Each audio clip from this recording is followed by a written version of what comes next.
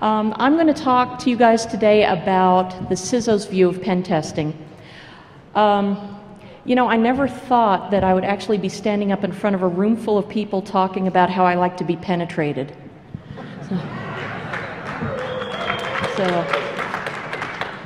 So yeah, but it's Vegas, so I guess everything goes.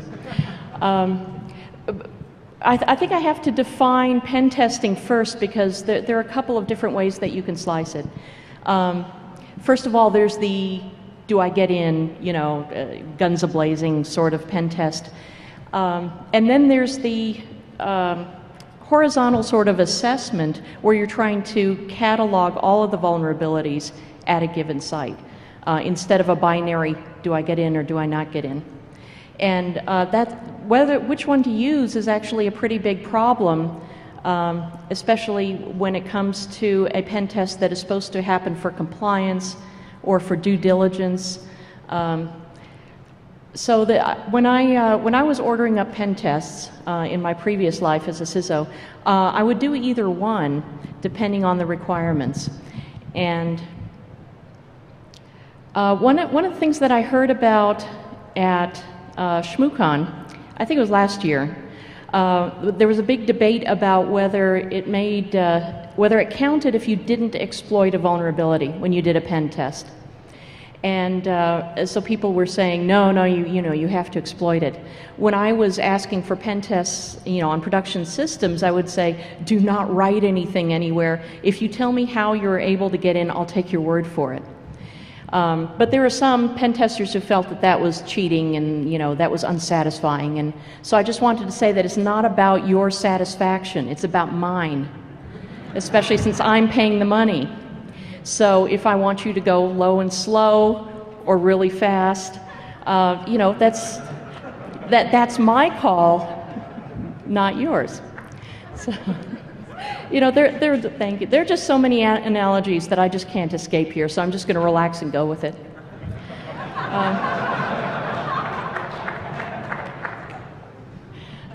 So, pen testing.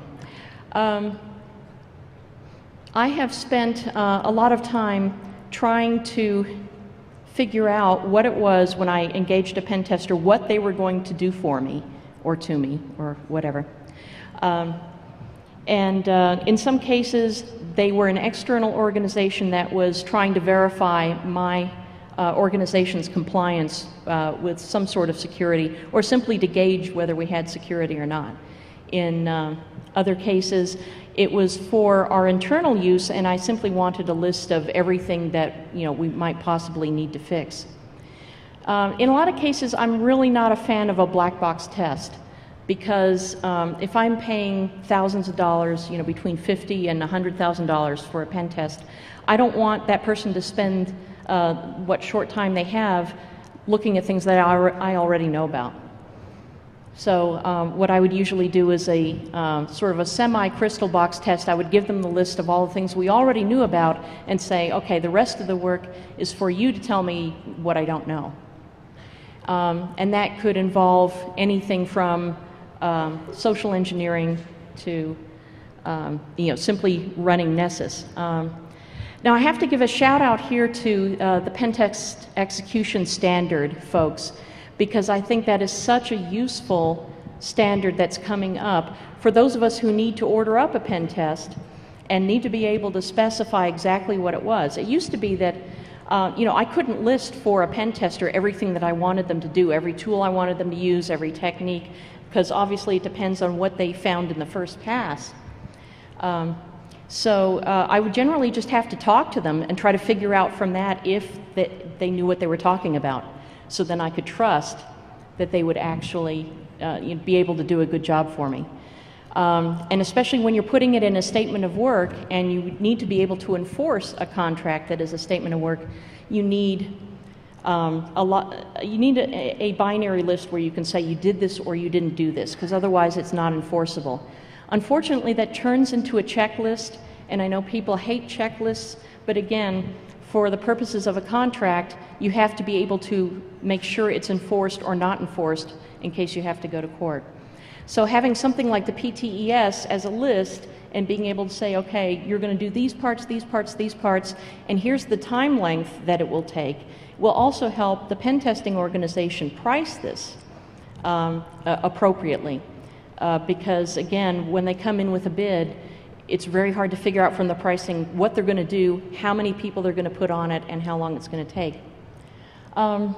I have to apologize for not having any slides. I just didn't feel like it, but I would like to I would like to call up a stunt pen tester to the podium. So this is Mr. Joseph Sicoli, who is just plain awesome. See, da da da. So if I start saying something stupid, you can watch on his face as he starts reacting to what I'm saying. The other problem that both CISOs and pen testers, I think, have in common is that there is never enough time to do a proper pen test. I have talked to some folks at very, very large MSSP organizations who the actual testers would be given maybe 3 days to pen test an app. They would come at the last minute and say, okay, we just signed this contract, you need to be done by Monday. And of course, there's no way that you can do a proper job in that amount of time. No. That actually, that happened to me once when my management came to me and said, you know, we need to do diligence on this product, and by the way, we're going to announce that we're purchasing it on Monday, and this is Friday, so can you test it over the weekend? And my colleagues said some really bad words for a very long time. And then we got to work, and we worked, you know, all weekend. Now, I can't resist as a CISO sometimes playing with my pen testers. And for example, there was one who, yes, when he's going, ooh. There was somebody who I knew him pretty well. He was going to do a pen test on us. And we were going to do some maintenance on our firewalls during the window of the engagement. And we thought, gosh, how are we going to keep him from doing this? And we knew that he tended to sleep in late. So we figured what we would do is send somebody to get him drunk so that he would sleep in really late in the morning, and that would give us time to do the firewall maintenance before he started testing. Another thing that we thought about doing was what I call port flashing. We would, you know, open something, and then the next time he came back with another scan, it'd be closed again. So it'd be open and closed and open and closed. And I really like to see that report, you know, when it came back. I don't know. It was there. What? That's horribly evil. Yes, it is horribly evil. But seriously, you know, in a dynamic environment, you do have to deal with that sort of thing. You know, people are bringing things up and down, and you just have no idea. You can't have everybody stop while the pen test happens for 2 to 4 weeks or however long you're doing it. So yeah, there will be something that will be on a finding, and you'll go back and go, oh, it's gone now. So the "are you in yet" question, because I can't tell if you're in yet. That was the sort of that was the question I always asked, you know. And I would you know, sleep with my BlackBerry at night, waiting for it to vibrate to tell me that, you know, me and my loneliness in my BlackBerry, waiting for them to tell me that they were in. And you know, when I got the call, I would immediately have to, you know, get some people on whatever vulnerability it was that they found.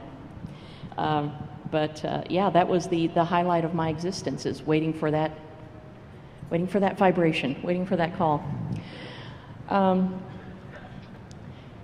Now let me talk a little bit about reporting, because that's where, in my experience, pen testers tend to fall down. They want to write about the really sexy stuff, and they want to do a couple of screenshots and go, yeah, you know, this is where it was laid wide open. I really love this part. But that's not as helpful to me. I mean, first of all, it makes very lurid reading for the auditor, and they get very excited about that. But but it doesn't, you know, do a whole lot for me.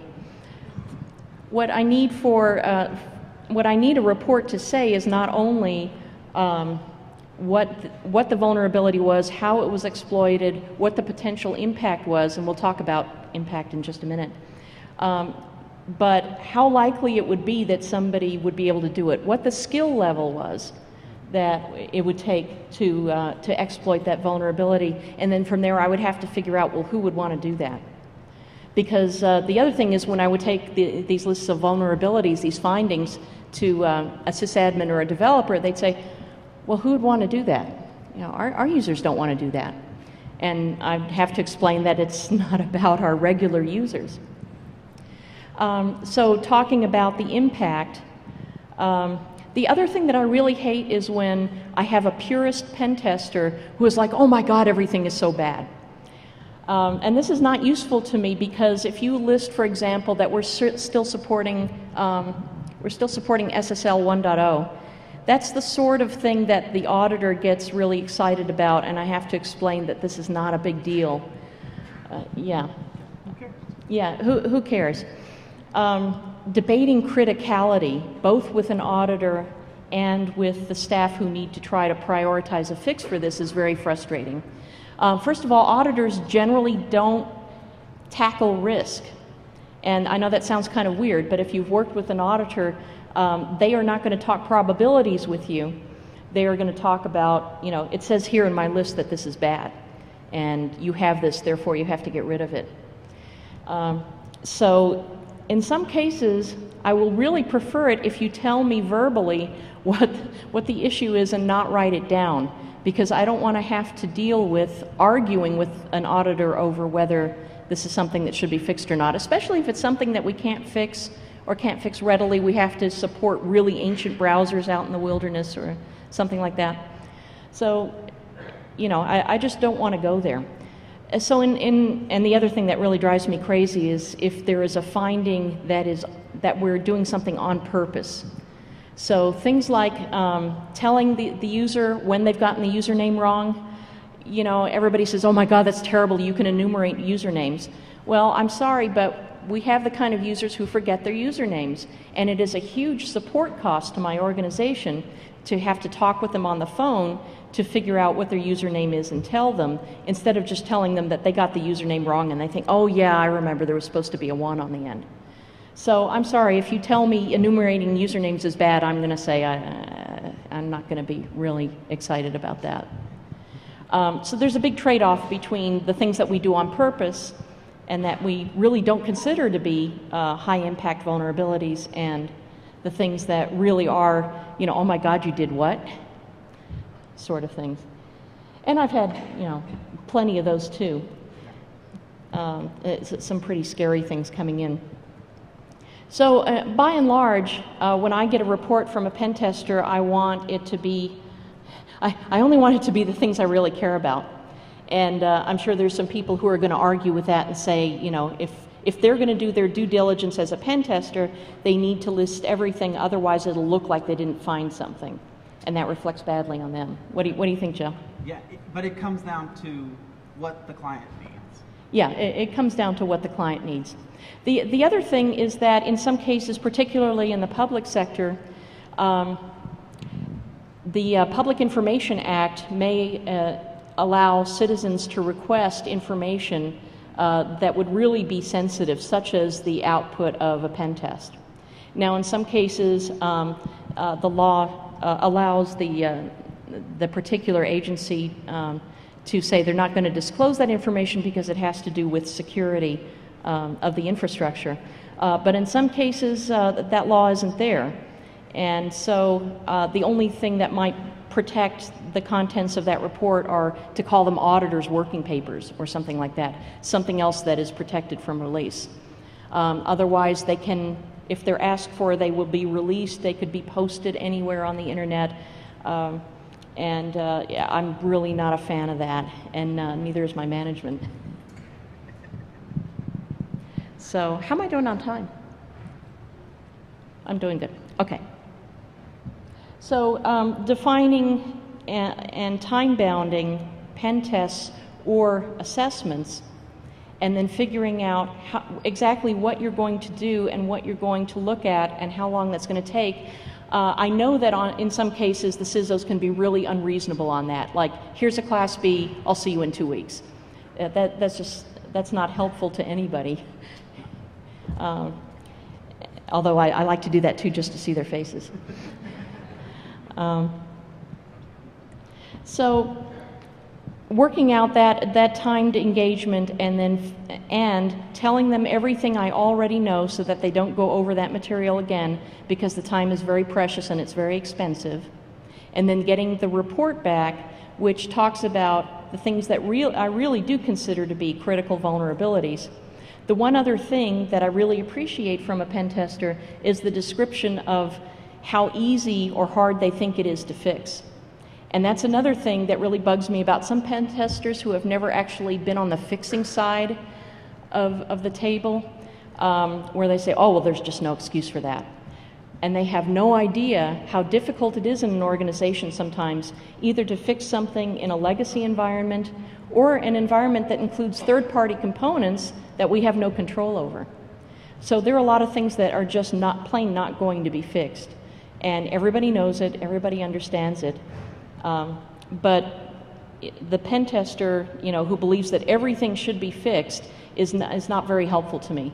They need to be more realistic about the business impact of what they're finding and be honest about how much work it's going to be from their perspective, and then I take the organizational overlay and say, well, yeah, that might sound really easy, but for reasons of our own organization, how it's structured or how the infrastructure is set up, that's almost impossible to do.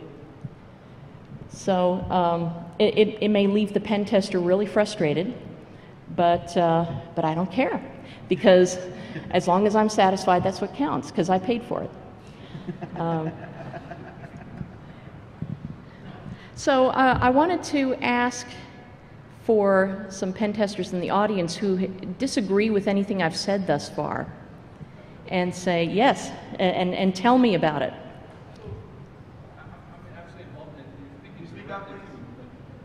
I'll repeat it after he says it. I'll use my louder voice. Yeah, use your outdoor voice. You're speaking directly to a topic I'm encountering right now in an assessment, so it's kind of glaring out at me. But yeah. In this one particular case, it's something that I couldn't, in my right mind, leave off the report or not report on. Mm-hmm. So even though in this particular case it's a third-party app on a legacy system, that they probably can't get fixed. Mm-hmm. Even if they wanted to. So, what would you say do with that? Okay, so if I understood that correctly, the question is that you don't feel you can leave off any sort of finding, even if it is on a legacy system or a third-party system that can't be fixed. And so you're asking what I think I should do about that. In some cases, I've seen two versions of reports. One is the verbal report, where they will tell me exactly what steps they took, what the vulnerability was, what they got, and then there will be the for general publication report, which will simply say the equivalent of, there was something really bad here, and it might allow access to personal identifying information. So I know in my working notes exactly what the problem is, and so I can follow up and see if it is really fixed. But in any document that might have to be released, either to senior management or to the public, it just says something very vague. And actually, state auditors will do the same thing. They will, if they're looking at something and they have a finding, they would often call me up on the phone and say, okay, here's the finding, here's what we have a problem with. But then in their report, they will just say, oh, there was some general badness here. And that's the agreement that we have, both to get it fixed and yet not to make anything too explicit in writing that might come back to bite us. Does that answer your objection, or is that still? It's a fair statement, and that's kind of what I'm doing now. I'm basically generating two reports. Mm-hmm. One, for the engineers at the office, and then one that they can present to their audit. Yeah, so you're already doing that. One for the engineers, one for the auditors, and everything. Yes, sir. So I want to give you a chance to clarify something you just said, because it strikes me as very wrong. Okay. And that is that you said you wanted some things reported to you verbally only, and not down in writing. And it sounds like you're trying to avoid regulatory scrutiny, and that strikes me as unethical. Okay, good. Very good.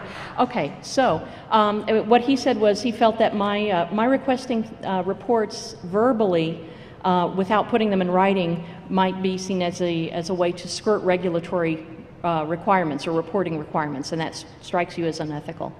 That's very fair, and I think that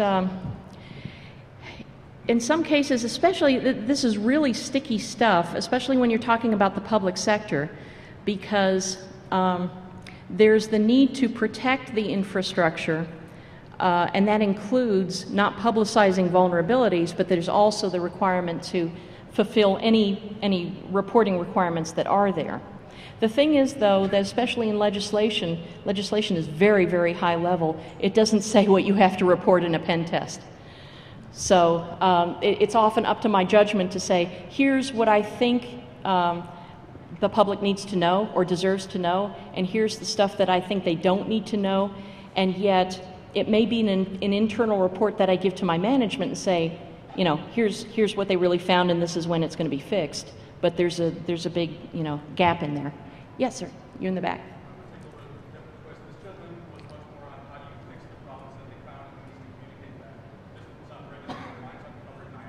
Okay. We signed a contract with you on reporting that. In some cases, you say you want to report it verbally. If later on, when the systems I cover got exploited by something that very truly should have been found and did not be found in the report, there's a chance I just exposed myself to liability. So one of the pushbacks you're going to get from what's going on now, all people being, you know, all the major corporations kind of targeted, we're going to be afraid to leave anything off because it's going to come back and bite us in the ass. How do I document that I reported that test and found it? Okay, that's a really good question. His position is that as a pen tester, if he doesn't actually document and present everything, it doesn't cover his ass sufficiently. So if that system ever gets breached by something that was, you know, trivial to find and should have been fixed and everything, that it might not. He's afraid that it would come back to bite him, and someone might think, for example, that either he didn't find it, which would, you know, really reflect badly on him, or he reported it, but, you know, we chose to ignore it. And, you know, you want to make it very clear which part of the risk acceptance is ours and which part was you doing your professional job, right, and making sure that that everything you found was communicated in a particular fashion. And in some cases, it just comes down to level of detail. I mean, there are a lot of things where I would say, yeah, you know, we have to list that this was found, but we don't have to say exactly what steps you took to exploit it. Now, whether you feel that that's not being forthcoming enough with an internal organization or, say, with an external product, that's something we can debate in the Q&A room, because I have like 1 minute left. So I will wrap this up. But if you would like to talk about this more, thank you very much, and good luck to all of you out there.